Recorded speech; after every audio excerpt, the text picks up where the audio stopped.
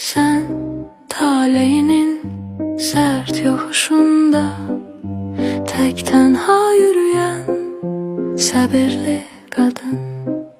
Sen ayağına değen her taştan, her değen zərbeden yeni ders aldın.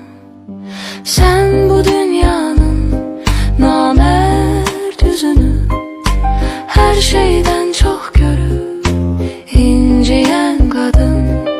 Sen çok acının zəhər tamını ağzında taşıyıp hey gülen kadın. Sen umutsuz bir eşkin ağır yükünü illerle çiğninde taşıyan kadın. Sen ömür yolunun sert yokuşunda tamam tek kaldın.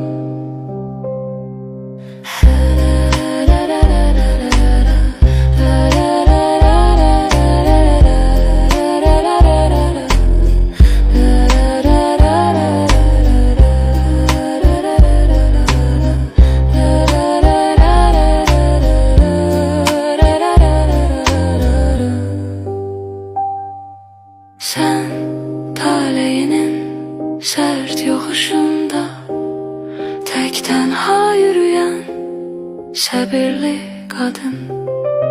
Sen